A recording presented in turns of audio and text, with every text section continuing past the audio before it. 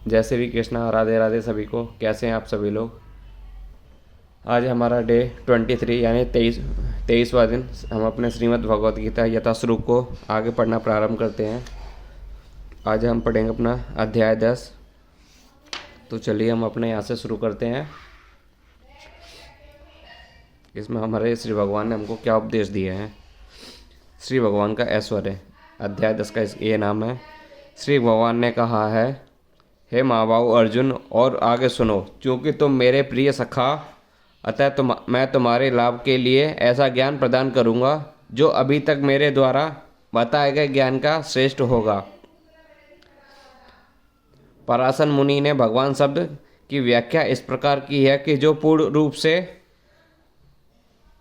षडैश्वर्य, संपूर्ण शक्ति, संपूर्ण यश, संपूर्ण धन, संपूर्ण ज्ञान, संपूर्ण सौंदर्य तथा संपूर्ण त्याग से युक्त वह भगवान है। जब कृष्ण इस धराधाम में थे तो उन्होंने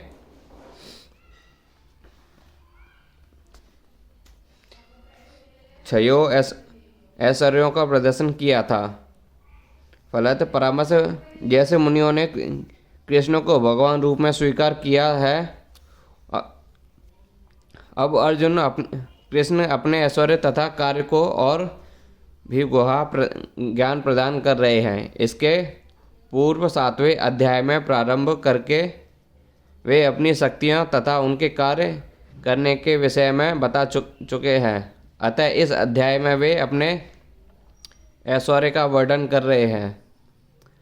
पिछले अध्याय में उन्होंने दृढ़ विश्वास का साथ भक्ति स्थापित करने की विभिन्न शक्तियाँ के योगदान की चर्चा स्पष्टता से की है। इस अध्याय में पुनः वे अर्जुन को अपनी स्त्रियों तथा विभिन्न ऐश्वर्य के विषय में बता रहे हैं। ज्यों ज्यों भगवान के विषय में कोई सुनता है त्यों त्यों वह भगवान की भक्ति में रमता है। मनुष्य को चाहिए कि वह भक्तों की संगति में भगवान के विषय में सदा श्रवण करे। इससे उसकी भक्ति बढ़ेगी। भक्तों के समाज में ऐसी चर्चाएं केवल उन लोगों के बीच हो सकती हैं जो सचमुच कृष्ण भावनामृत के इच्छुक हो।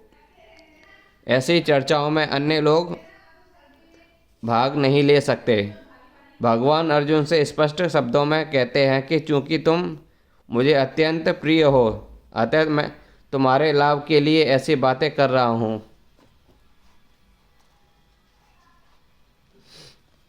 ना तो देवतागण ना मेरी उत्पत्ति ऐश्वर्य को जानते हैं और ना ही महर्षिगण जानते हैं, क्योंकि मैं सभी प्रकार से देवताओं और महर्षियों का भी कारण स्वरूप उद्गम हूँ। जैसा कि ब्रह्म संहिता में कहा गया है, भगवान कृष्ण ही परमेश्वर हैं। उनसे बढ़कर कोई नहीं, वे समस्त कारणों के कारण है। यहाँ पर भगवान स्वयं कहते हैं कि समस्त देवताओं तथा ऋषियों के कारण है। देवता तथा महर्षि तक कृष्ण को नहीं समझ पाते। जब वे उनके नाम या उनके व्यक्तित्व को नहीं समझ पाते तो इस तुच्छ लोग के तथाकथित विद्वानों के विषय में क्या कहा जा सकता है। कोई नहीं जानता कि परमेश्वर क्यों मनुष्य के रूप में इस पृथ्वी पर आते हैं। ऐसे विस्मयजनक असामान्य कार्यकलाप करते हैं। तब तो वह समझ लेना चाहिए कि कृष्ण को जानने के लिए विद्वता आवश्यक नहीं। बड़े बड़े देवता तथा ऋषियों ने मानसिक चिंतन द्वारा कृष्ण को जानने का प्रयास किया, किंतु जान नहीं पाए। श्रीमद् भागवत में स्पष्ट कहा गया है कि बड़े बड़े देवता भी भगवान को नहीं जान पाते। जहाँ तक उनकी अपूर्ण इंद्रियां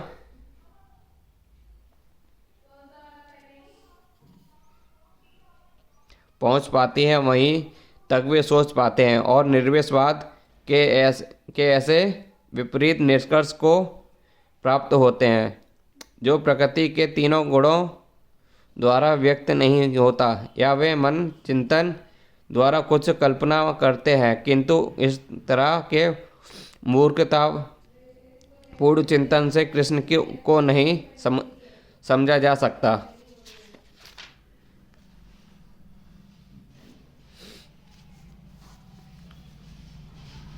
यहाँ पर भगवान अप्रत्यक्ष रूप में यह कहते हैं कि यदि कोई परम सत्य को जानना चाहता है तो लो, मैं भगवान के रूप में यहाँ हूँ, मैं परम भगवान हूँ। मनुष्य को चाहिए कि इसे समझे, यद्यपि अत्यंत भगवान को साक्षात रूप में कोई नहीं जानता वो जान सकता, तो भी वे विद्वान कहते रहते हैं। वास्तव में हम सच्चिदानंद रूप में कृष्ण को तभी समझ सकते हैं जब भगवत गीता तथा श्रीमद् भागवत में उनके वचनों को पढ़ें, जो भगवान की अपरा शक्ति है। ईश्वर की अनुमति किसी शासन करने वाली शक्ति या निर्वेश ब्रह्म रूप में होती है, किंतु भगवान को जानने के लिए दिव्य स्थिति में होना आवश्यक है, क्योंकि अधिकांश लोग कृष्ण को उनके वास्तविक रूप में नहीं समझ पाते। अतः वे अपने अहेतु की कृपा से ऐसे चिंतकों पर दया दिखाने के लिए अवतरित होते हैं। ये चिंतक भगवान के असामान्य कार्यकलापों के होते हुए भी भौतिक शक्ति माया से कलमशग्रस्त होने के कारण निर्वेश ब्रह्म को ही सर्वश्रेष्ठ मानते हैं। केवल भक्तगण ही जो भगवान की शरण पूर्णता ग्रहण कर चुके हैं, वे भगवत कृपा से समझ पाते हैं कि कृष्ण सर्वश्रेष्ठ हैं। भक्त निर्वेश ब्रह्म की परम परवाह नहीं करते, वे अपनी श्रद्धा तथा भक्ति के कारण परमेश्वर की शरण ग्रहण करते हैं और कृष्ण के अहेतु की कृपा से ही उन्हें समझ पाते हैं। अन्य कोई उन्हें नहीं समझ पाता। अतः बड़े से बड़े ऋषि भी स्वीकार करते हैं कि आत्मा या परमात्मा तो वह है जिसकी हम पूजा करते हैं। जो मुझे अजन्मा अनादि समस्त लोकों के स्वामी के रूप में जानता है, मनुष्यों में केवल वही मोह रहित और समस्त पापों से मुक्त होता है।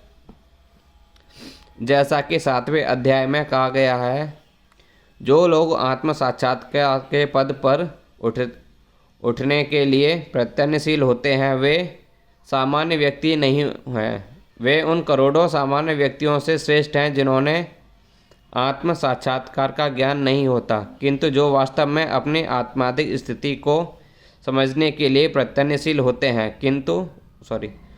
उनमें से श्रेष्ठ वही है जो यह जान लेता है कि कृष्ण ही भगवान प्रत्येक वस्तु के स्वामी तथा अजन्मा है। वही सबसे अधिक सफल अध्यात्म ज्ञानी है। जब वह कृष्ण की परम स्थिति को पूरी तरह समझ लेता है, तो उसी दशा में वह समस्त पाप कर्मों से मुक्त हो पाता है। यहाँ पर भगवान को अज अर्थात अजन्मा कहा गया है, किंतु वे द्वितीय अध्याय में वर्णित उन जीवों से भिन्न हैं जिन्हें अज कहा गया है। भगवान जीवों से भिन्न है, क्योंकि जीव भौतिक आसक्तिवश जन्म लेते तथा मरते रहते हैं। बद्ध जीव अपना शरीर बदलते रहते हैं, किंतु भगवान का शरीर परिवर्तनशील नहीं है। यहाँ तक कि जब वे इस लोक में आते हैं तो भी अजन्मा रूप में आते हैं। इसलिए 4थे अध्याय में कहा गया है कि भगवान अपनी अतरंगा शक्ति के कारण अपराशक्ति माया के अधीन नहीं है, अपितु पराशक्ति में रहते हैं। इस श्लोक में व्यक्ति लोक महेश्वर शब्दों में सूचित होता है कि मनुष्य को यह जानना चाहिए कि भगवान कृष्ण ब्रह्मांड के सभी लोकों के परम स्वामी हैं। वे सृष्टि के पूर्ण रूप थे और अपनी सृष्टि के से भिन्न हैं। सारे देवता इसी भौतिक जगत में उत्पन्न हुए, किंतु कृष्ण अजन्मा है। फलंत वे ब्रह्मा तथा शिवजी जैसे बड़े बड़े देवता से भी भिन्न हैं, चूँकि वे ब्रह्म, शिव तथा अन्य समस्त देवताओं के श्रेष्ठा हैं। अतः वे समस्त लोकों के परम पुरुष हैं। अतएव श्री कृष्ण उस हर वस्तु से भिन्न है जिसकी सृष्टि हुई है, और जो उन्हें इस रूप में जान लेता है वह तुरंत ही सारे पाप कर्मों से मुक्त हो जाता है। परमेश्वर का ज्ञान प्राप्त करने के लिए मनुष्य को समस्त पाप कर्मों से मुक्त होना चाहिए, जैसा कि भगवद गीता में कहा गया है कि उन्हें केवल भक्ति के द्वारा जाना जा सकता है, किसी अन्य साधन से नहीं। मनुष्य को चाहिए कि कृष्ण को सामान्य मनुष्य ना समझा जाए, जैसा कि पहले कहा जा चुका है। केवल मूर्ख व्यक्ति ही उन्हें सामान्य मानता है। इसे यहाँ भिन्न प्रकार से कहा गया है। जो व्यक्ति मूर्ख नहीं, जो भगवान के स्वरूप को ठीक से समझ सकता है, वह समस्त पाप कर्मों से मुक्त है।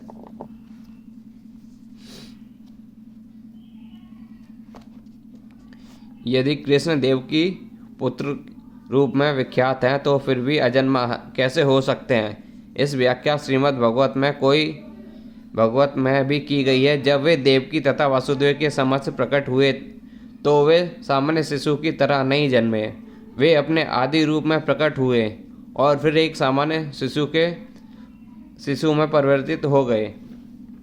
कृष्ण की अध्यक्षता में जो भी कर्म किया जाता है वह दिव्य है। वह शुभ या अशुभ फलों से दूषित नहीं होता।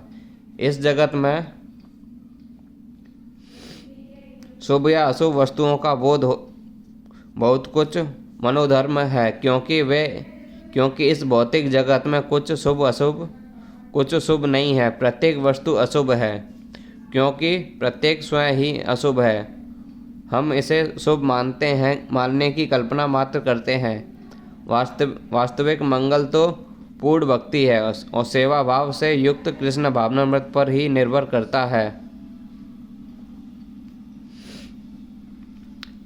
अतः यदि हम तनिक भी चाहते हैं कि हमारे कर्म शुभ हो तो हमें परमेश्वर की आज्ञा से कर्म करना होगा। ऐसी आज्ञा श्रीमद् भगवत तथा भगवद गीता जैसे शास्त्रों में प्रमाणित गुरु से प्राप्त की जा सकती है। चूँकि गुरु भगवान का प्रतिनिधि होता है, अतः उसकी आज्ञा प्रत्यक्ष परमेश्वर की आज्ञा होती है। गुरु, साधु तथा शास्त्र एक ही प्रकार से आज्ञा देते हैं। इन तीनों से स्रोतों में कोई विरोध नहीं होता। इस प्रकार से किए गए सारे कार्य इस जगत के शुभ अशुभ कर्म फलों से मुक्त होते हैं। कर्म फल संपन्न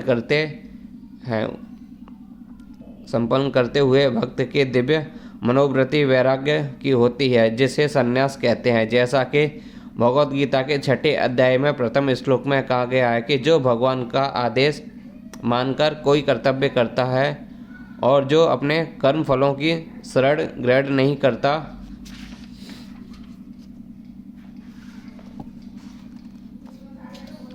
वही असली सन्यासी है। जो भगवान के निर्देश अनुसार कर्म करता है, वास्तव में सन्यासी तथा योगी वही है। केवल सन्यासी या 6 योगी के वेश में रहने वाला व्यक्ति नहीं।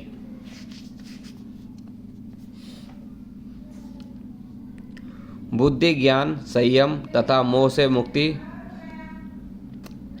क्षमा भाव, सत्यता,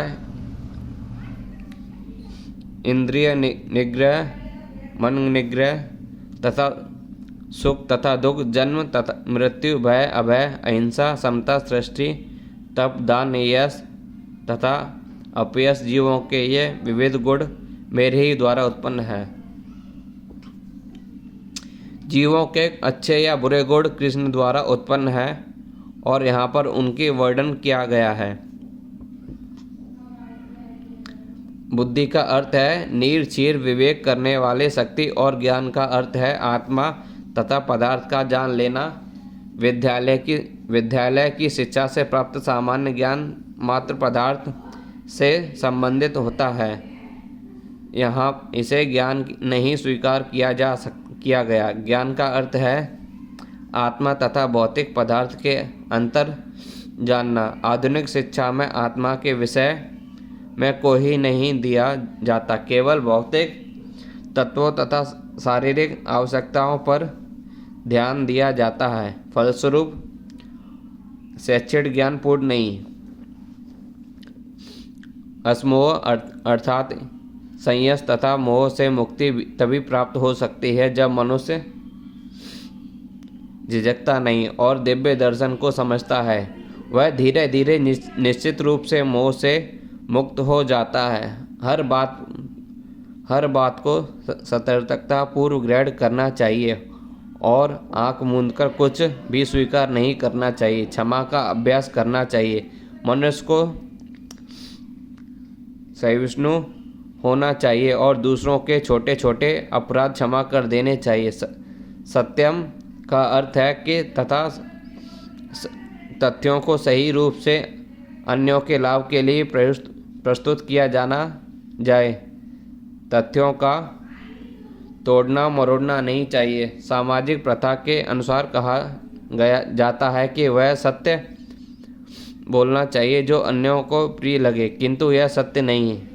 सत्य को सही रूप से बोलना चाहिए जिसे दूसरे लोग समझ सकें कि सच्चाई क्या है। यदि कोई मनुष्य चोर है, यदि लोगों को सावधान कर दिया जाए कि अमुक्त व्यक्ति चोर है, तो वह सत्य है। यद्यपि सत्य कभी कभी अप्रिय होता है, किंतु सत्य कहने में संकोच नहीं करना चाहिए। सत्य की मांग है कि तत्वों को यथास्वरूप में लोकहित के लिए प्रयुक्त किया जाए। सही सत्य की परिभाषा है। दम का अर्थ है इंद्रियों का व्यर्थ के विषय भोग में लगाना जाए। इंद्रियों को समुचित आवश्यकताओं की पूर्ति का निषेध नहीं है, किंतु अनावश्यक इंद्रिय भोग आध्यात्मिक उत्पत्ति में बाधक है। फलंत इंद्रियों के अनावश्यक उपयोग पर नियंत्रण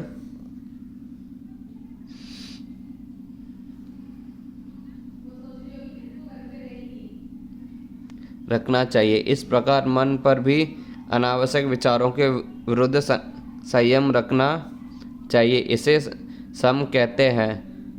मनुष्य को चाहिए कि धन अर्जन के चिंतन में ही सारा समय न गवाए। यह चिंतन शक्ति का दुरुपयोग है। मन का उपयोग मनुष्यों की भूल आवश्यकताओं को समझने के लिए किया जाना चाहिए और उसे ही संपूर्ण प्रस्तुत करना चाहिए। शास्त्र मर्मयों साधु पुरुषों, गुरुओं तथा महान विचारकों की संगति में करना चाहिए। शास्त्र संगति में रहकर विचार शक्ति का विकास करना चाहिए। जिस प्रकार कृष्ण भावनामृत के आध्यात्मिक ज्ञान के अनुशीलन में सुविधा हो वही सुखम है। इस प्रकार दुख वह है जिससे कृष्ण भावनामृत के अनुशीलन की असुविधा हो। जो कृष्ण भावनामृत के विकास के अनुकूल हो उसे स्वीकार करे और जो प्रतिकूल हो उसे परित्याग करें। भय अर्थात जन्म का संबंध शरीर से है। जहाँ तक आत्मा का प्रश्न है वह ना तो प्रत्यय उत्पन्न होता है ना ही मरता है। इसकी व्याख्या हम भगवत गीता के प्रारंभ में ही कर चुके हैं। जन्म तथा मृत्यु का संबंध इस भौतिक जगत में शरीर धारण करने से है। भय तो भविष्य की चिंता में उद्भूत है। कृष्ण भावनामृत में रहने वाला व्यक्ति कभी भयभीत नहीं होता, क्योंकि वह अपने कर्मों के द्वारा भगवत धाम को वापस जाने के प्रति आश्वस्त रहता है। फलस्वरूप उसका भविष्य उज्जवल होता है। किंतु अन्य लोग अपने भविष्य के लिए कुछ नहीं जानते, उन्हें इसका कोई ज्ञान नहीं होता। अगले जीवन में क्या होगा। फलस्वरूप वे निरंतर चिंताग्रस्त रहते हैं। यदि हम चिंता मुक्त होना चाहते हैं तो सर्वोत्तम उपाय यह है कि हम कृष्ण को जानें तथा कृष्ण भावनामृत में निरंतर स्थिर रहें। इस प्रकार हम समस्त भय से मुक्त रहेंगे। श्रीमद् भागवत में कहा गया है, भय तो हमारे मायावश में फंस जाने से उत्पन्न होता है। जो माया के जाल से मुक्त है, जो आश्वस्त है कि वे शरीर नहीं अपितु भगवान के आध्यात्मिक अंश हैं, और जो भगवत भक्ति में लगे हुए हैं उन्हें कोई भय नहीं रहता। उनका भविष्य अत्यंत उज्जवल है। यह भय तो उन व्यक्तियों की अवस्था है जो कृष्ण भावनामृत में नहीं है। अभयम तभी संभव है जब श्री कृष्ण और कृष्ण भावनामृत में रहा जाए। अहिंसा का अर्थ होता है कि अन्यों को कष्ट ना पहुंचाया जाए। तो भौतिक कार्य अनेकानेक राजनीतिज्ञों, समाजशास्त्रियों, परोपकारियों आदि द्वारा किए जाते हैं। उनके परिणाम अच्छे नहीं निकलते क्योंकि वे राजनीतिज्ञों तथा परोपकारियों में दिव्य दृष्टि नहीं होती। वे यह नहीं जानते कि वास्तव में समाज के लिए क्या लाभप्रद है। अहिंसा का अर्थ है कि मनुष्य को इस प्रकार प्रशिक्षित किया जाए कि इस मानव देह का पूरा उपयोग हो सके। मानव देह आत्म साक्षात्कार के हेतु मिली है। अतः ऐसी कोई संस्था या संघ जिससे उद्देश्य की पूर्ति प्रोत्साहन न हो। मानव देह के प्रति हिंसा करने वाला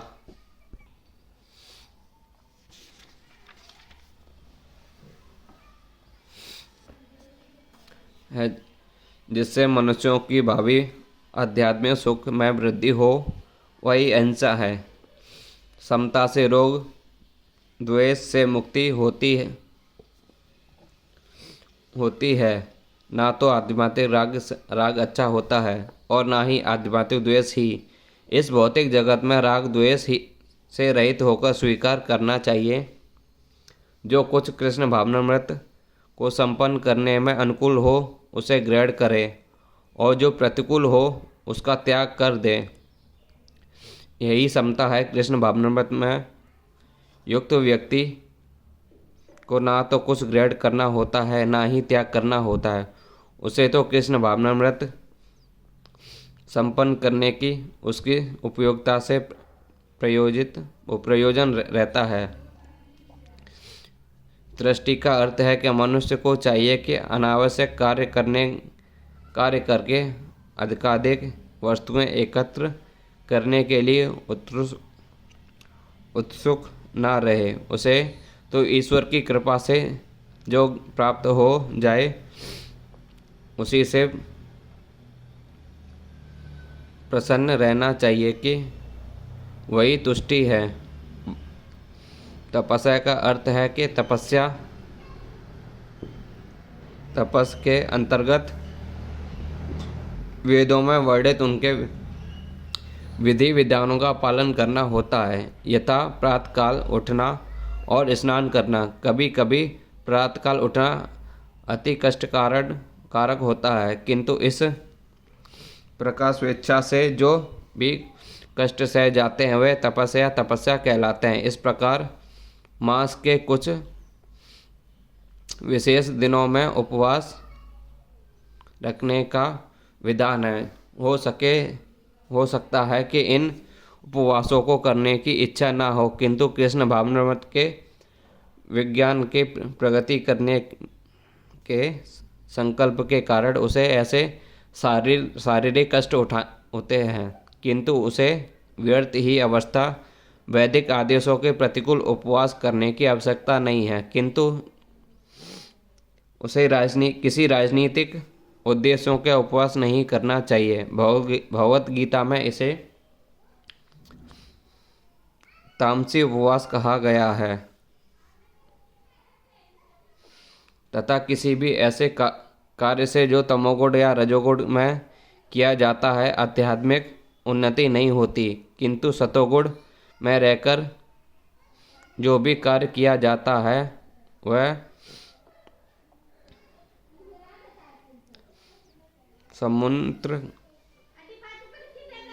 करने वाला है। अतः वैदिक आदेशों के अनुसार किया गया उपवास आध्यात्मिक ज्ञान को समुन्नत बनाता है। जहाँ तक दान का संबंध है कि मनुष्य को चाहिए कि वह अपने 50% किसी शुभ कार्य में लगाए, और शुभ कार्य है क्या? यह है कृष्ण भावनामृत में किया गया कार्य। ऐसा कार्य शुभ ही नहीं अपितु सर्वोत्तम होता है। चूँकि कृष्ण अच्छे हैं इसलिए उनका कार्य भी अच्छा है। अतः दान उसे दिया जाए जो कृष्ण भावनामृत में लगा हो। वेदों के अनुसार ब्राह्मणों को दान दिया जाना चाहिए। यह प्रथा आज भी चालू है। यद्यपि इसका स्वरूप वह नहीं है जैसा कि वेदों में उपदेश है, कि फिर भी आदेश यही है कि दान ब्राह्मणों को दिया जाए। वह क्योंकि वे आध्यात्मिक ज्ञान के अनुशीलन में लगे रहते हैं। ब्राह्मण से वह आशा की जाती है कि वह सारा जीवन ब्रह्म जिज्ञासा में लगा दे। जो ब्रह्म को जाने वही ब्राह्मण है। इसलिए दान ब्राह्मणों को दिया जाता है, क्योंकि वे सदैव आध्यात्मिक कार्य में रत रहते हैं और उन्हें जीविका पोषण के लिए समय नहीं मिल पाता। वैदिक साहित्य में सन्यासियों को भी दान दिया जाने का आदेश है। सन्यासी द्वार द्वार जाकर भिक्षा मांगते हैं। वे धनार्जन के लिए नहीं अपितु प्रचारण तथा ऐसा करते हैं। वे द्वार द्वार जाकर गृहस्थियों को अज्ञान की निंद्रा से जगाते हैं। चूँकि गृहस्थ गृह कार्यों में व्यस्त रहने के कारण अपने जीवन के वास्तविक उद्देश्य को कृष्ण भावना जगाने को भूल रहते हैं। अतः इस सन्यासियों का कर्तव्य है कि वे भिखारी बनकर गृहस्थों के पास जाएं और कृष्ण भावना भावित होने के लिए उन्हें प्रेरित करें। वेदों का कथन है कि मनुष्य जागे और सामान्य जीवन में जो प्राप्त करना है उसे प्राप्त करने के सन्यासी द्वारा यह ज्ञान तथा वितरित ज्ञान की जाती है। अतः सन्यासी को ब्राह्मणों को तथा इसी प्रकार के उत्तम कार्यों के लिए दान देना चाहिए, किसी सनक के कारण के लिए नहीं। यह भगवान चैतन्य के अनुसार होना चाहिए। उनका कथन है कि मनुष्य कभी प्रसिद्ध यश प्राप्त करता है तो वह महान भक्त के रूप में जाना जाता हो। यही वास्तविक यश है। यदि कोई कृष्ण भावनामृत में महान बनता है और विख्यात होता है तो वही वास्तव में प्रसिद्ध है। जिसे ऐसा यश प्राप्त ना हो वह अप्रसिद्ध है। ये सारे गुण संसार में मानव समाज में तथा देव समाज में प्रकट होते हैं। अन्य लोकों में भी भविष्य तरह के मानव हैं और ये गुण उनमें भी होते हैं। तो भी व्यक्ति कृष्ण भावनामृत की प्रगति करना चाहता है, उससे कृष्ण के सारे गुण उत्पन्न कर देते हैं। किंतु मनुष्य को चाहिए इन्हें अपने अंतर में विकसित करना होता है। जो व्यक्ति भगवान की सेवा में लग जाता है वह भगवान की योजना के अनुसार इन सारे गुणों को विकसित कर लेता है। हम जो कुछ भी अच्छा या बुरा देखते हैं उसका मूल श्री कृष्ण है। इस संसार में कोई भी ऐसी वस्तु नहीं जो कृष्ण से स्थिर ना हो। यही ज्ञान है। यद्यपि हम जानते हैं कि वस्तुएं भिन्न हैं, रूप में स्थिर हैं, किंतु हम यह भी अनुभव करना चाहते हैं कि सारी वस्तुएं कृष्ण से ही उत्पन्न हैं।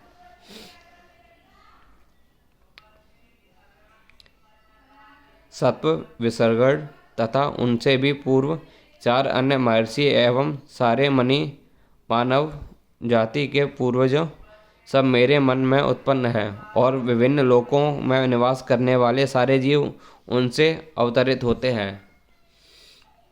भगवान यहाँ पर ब्रह्मांड की प्रजा के आनुवंशिक वर्णन कर रहे हैं। ब्रह्मा परमेश्वर की शक्ति से उत्पन्न आदि जीव हैं जिन्हें हिरण्यकश्यप कहा गया है, हिरण्यगर्भ कहा जाता है। ब्रह्मा से 7 महर्षि तथा इनमें से पूर्व 4 महर्षि सनक, संदनम, सनातन तथा सतन कुमार एवं सारे मनु प्रकट हुए। वे 25 महान ऋषि ब्रह्मांड के समस्त जीवों के धर्म पथ प्रदर्शक कहलाते हैं। असंख्य ब्रह्मांड है और प्रत्येक ब्रह्मांड में असंख्य लोक हैं और प्रत्येक लोक में नाना योनियां निवास करती हैं। ये सब इन्हीं 25 प्रजातियों से उत्पन्न है। कृष्ण की कृपा से 1000 दिव्य वर्षों तक तपस्या करने के बाद ब्रह्मा की तुष्टि करने का ज्ञान प्राप्त हुआ है। तब ब्रह्मा से सनक, सनंद, सनातन तथा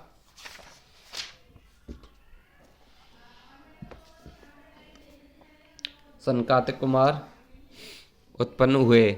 उनके बाद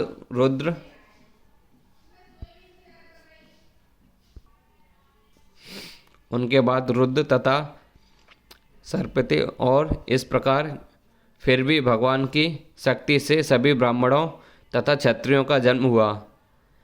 ब्रह्मा को पिता कहा जाता है कि और कृष्ण को पितामह का पिता। इसका उल्लेख भगवद गीता में 11वें अध्याय में किया गया है।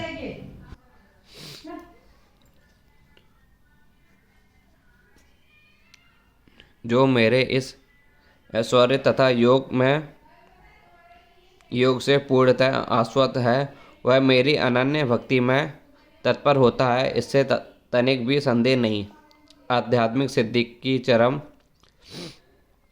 परिणति है भगवत ज्ञान। जब तक कोई भगवान से विभिन्न ऐश्वर्यों के प्रति आश्वस्त नहीं हो लेता तब तक भक्ति में नहीं लग सकता। सामान्यतः लोग इतना तो जानते हैं कि ईश्वर महान है, किंतु यह नहीं जानते कि वह किस प्रकार महान है। यहाँ पर उसका विवरण दिया गया है। जब कोई यह जान लेता है कि ईश्वर कैसे महान है तो वह सहज शरणगत होकर भगवत भक्ति में लग जाता है। भगवान के ऐश्वर्य को ठीक से समझ लेने पर शरणगत होने के अतिरिक्त कोई अन्य विकल्प नहीं रह जाता। ऐसा वास्तविक ज्ञान भगवद गीता, श्रीमद् भागवत तथा ऐसे अनेक ग्रंथों में प्राप्त किया जा सकता है। इस ब्रह्मांड के संचालन के लिए विभिन्न लोकों में अनेक देवता नियुक्त हैं, जिनसे ब्रह्मा तथा शिव के चारों कुमार तथा अन्य प्रजातियां प्रमुख। ब्रह्मांड की पूजा के अनेक पितामह भी हैं और वे सब भगवान कृष्ण से उत्पन्न हैं। भगवान कृष्ण समस्त पितामह के आदि पितामह हैं। यह रहे परमेश्वर के कुछ ऐसे ऐश्वर्य जब मनुष्य को इन पर अटूट विश्वास हो जाता है तो वह अत्यंत श्रद्धा समेत संयम रहित होकर कृष्ण को स्वीकार करता है और भक्ति करता है। भगवान की प्रेम भक्ति में रुचि बढ़ाने के लिए इस विशिष्ट ज्ञान की आवश्यकता है। कृष्ण को महानता को समझने की उपेक्षा भगवान न बरते, क्योंकि कृष्ण की महानता को जानने पर भी उन पर ही एकनिष्ठ होकर भक्ति की जा सकती है। मैं समस्त आध्यात्मिक तथा भौतिक जगतों का कारण हूँ। प्रत्येक वस्तु मुझ ही से है उद्भूत है। जो बुद्धिमानी यह भली भांति जानते हैं कि वे मेरी प्रेम भक्ति में लगे रहते हैं तथा हृदय से पूरी तरह मेरी पूजा में तत्पर होते हैं। जिस विद्वान ने वेदों का ठीक से अध्ययन किया हो, वह भगवान चैतन्य जैसे अधिकारियों से ज्ञान प्राप्त किया हो तथा यह जानता हो कि इन उपदेशों का किस प्रकार उपयोग करना चाहिए, वही यह जान सकता है कि भगवान भौतिक आध्यात्मिक जगतों के मूल श्री कृष्ण को ही इस प्रकार के ज्ञान से भगवत भक्ति में स्थिर हो जाते हैं। यह वस्तु टीकाएं से या मूर्खों के द्वारा कभी पथभ्रष्ट नहीं होता। सारा वैदिक साहित्य स्वीकार करता है कि कृष्ण की ही ब्रह्मा, शिव तथा अन्य समस्त देवताओं के स्रोत हैं। अर्थवेद में कहा गया है, यो ब्रह्मांड विधि एवं पूर्ण यो वेदांश गापयते रम कृष्ण। प्रारंभ में कृष्ण ने ब्रह्मा को वेदों का ज्ञान प्रदान किया और उन्होंने भूतकाल में वैदिक ज्ञान का प्रचार किया। पुनः नारायण उपनिषद में कहा गया है कि तब भगवान ने जीवों की सृष्टि करनी चाहिए। उपनिषद में आगे भी कहा गया है, नारायण से ब्रह्म उत्पन्न होते हैं और नारायण से प्रजातियां उत्पन्न होती हैं। नारायण से इंद्र और 8 वसु उत्पन्न होते हैं और नारायण से ही 11 रुद्र तथा 12 आदित्य उत्पन्न होते हैं। यह नारायण कृष्ण के ही अंश हैं। वेदों का ही कथन है, देव के पुत्र कृष्ण ही भगवान है। तब यह कहा जाता गया है, एको नारायणो आसीन ब्रह्म ओ न ईशाने नापो नाग्निसुमय छाया पृथ्वी नचराणी ना सूर्य। सृष्टि के प्रारंभ में केवल भगवान नारायण थे, ना ब्रह्म थे, ना शिव, ना अग्नि थी, ना चंद्रमा, ना नक्षत्र और ना सूर्य। उपनिषद में भी कहा गया है कि शिवजी परमेश्वर को उपनिषद में भी कहा गया है, शिवजी परमेश्वर के मस्तक से उत्पन्न हुए। अतः वेदों का कहना है कि ब्रह्मा तथा शिव को श्रेष्ठा भगवान की ही पूजा की जानी चाहिए। मोक्ष धर्म में कृष्ण कहते हैं, मैंने ही प्रजापतियों को शिव तथा अन्यों की उत्पन्न किया है, किंतु वे मेरी माया से मोहित होने के कारण यह नहीं जानते कि मैंने उन्हें उत्पन्न किया है। 12 पुराण में भी कहा गया है, नारायण भगवान हैं जिसे ब्रह्मा उत्पन्न हुए हैं और फिर ब्रह्म से शिव उत्पन्न हुए। भगवान कृष्ण समस्त उत्पत्तियों के स्रोत हैं और सर्व कारण कहलाते हैं। वे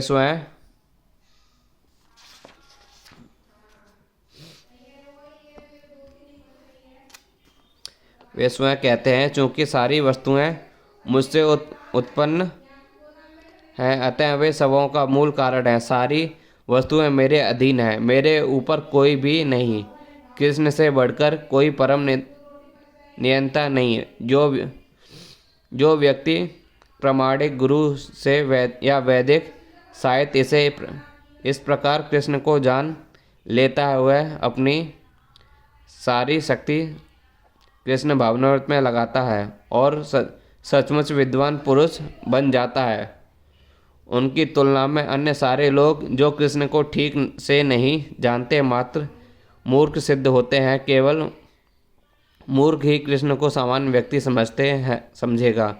कृष्ण भावना भावित व्यक्ति को चाहिए कि कभी भी मूर्खों द्वारा मोहित न हो। उसे भगवत गीता के समस्त अप्रमाणित टीकाओं को एवं व्याख्याओं से दूर रहना चाहिए।